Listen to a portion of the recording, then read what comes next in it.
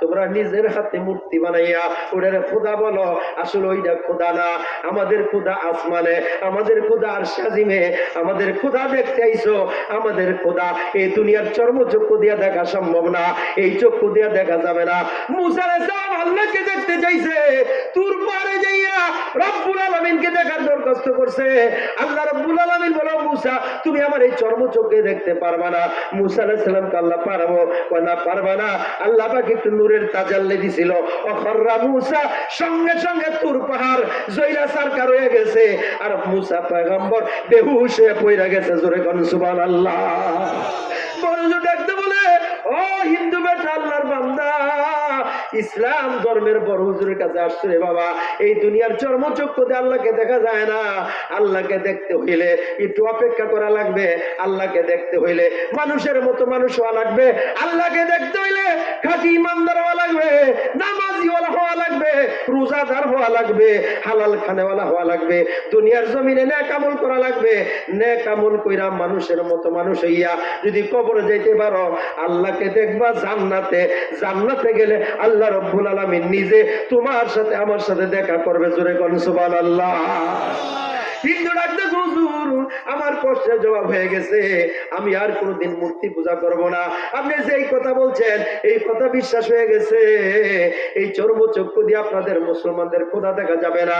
দেখা গেল আপনার মতো এত বড় হুজুর আমারে খানা খাওয়াইলেন, আমারে ঘুম পাড়াইলেন, আপনি আমারে বাতাস করলেন, এর দ্বারা বোঝা গেল আপনি একজন মানুষের মতো মানুষ। আল্লাহকে দেখতে হইলে মানুষের মতো মানুষ হইয়া কবরে যাওয়া লাগবে।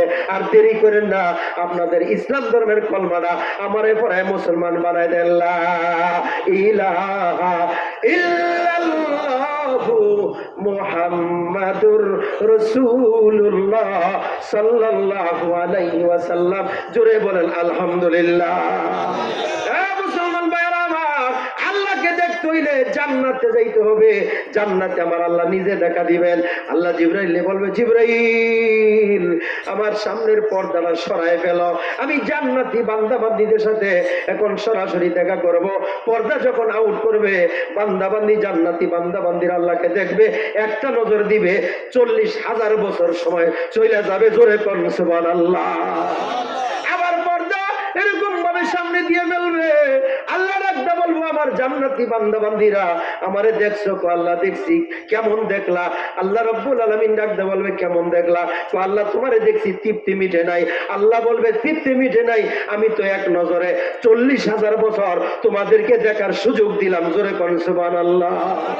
আমার আল্লাহ কত বড় নিয়ামত, আমার আল্লাহকে দেখার মধ্যে কত বড় মজা, কত বড় স্বাদ।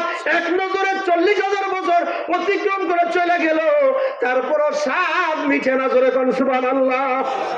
সে আল্লাহ রাব্বুল আলামিনকে পাওয়ার আশা আমরা আসছি। জোরে কোন ঠিক কিনা?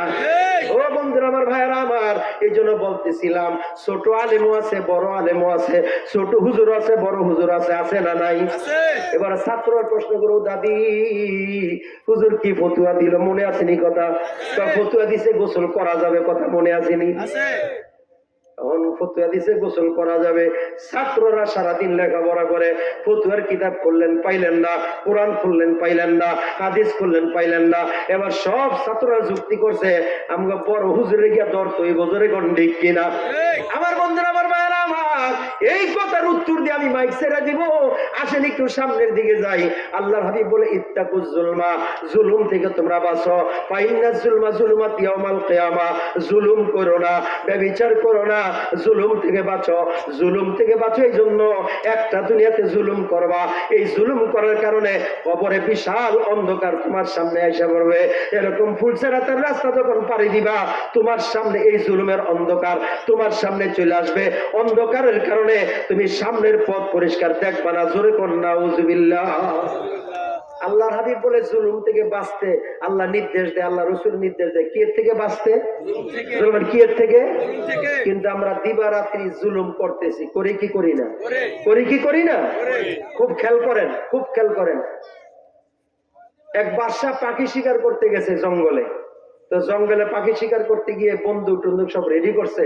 রেডি করতে করতে পাখির দিকে এরকম ভাবে বন্দুক রেডি করছে, বন্দুক অন করছে, গাছে লাগছে, পাখির গায়ে লাগে নাই, এর মধ্যে দিয়ে সন্ধ্যা হয়ে গেছে। এখন এক কাঠুরিয়ার বাড়িতে রাত্রি যাপন করবো। কাঠুরিয়া ছিল বড় আল্লাহওয়ালা, নামাজি, পরহেজগার। এখন কাঠুরিয়ার বাড়িতে যখন গেছে, কাঠুরিয়া মেহমান নামাজ ছিল, মেহমানদেরকে ইজ্জত করতো। তো কাঠুরিয়া বালতি লিয়া, তার গাভী ছিল দুধের গাভী, এই দুধের গাভী থেকে দুধ দহন করতে শুরু করলো। জোরে বল সুবহানাল্লাহ। হাদিসে আছে, কেউ যদি জুলুম করার নিয়ত করে আল্লাহ পাক রহমত বরকত বন্ধ করে, আর কেউ যদি ইনসাফ কায়েম করার নিয়ত করে রহমত বরকতের দরজা খোলে। সুবহানাল্লাহ।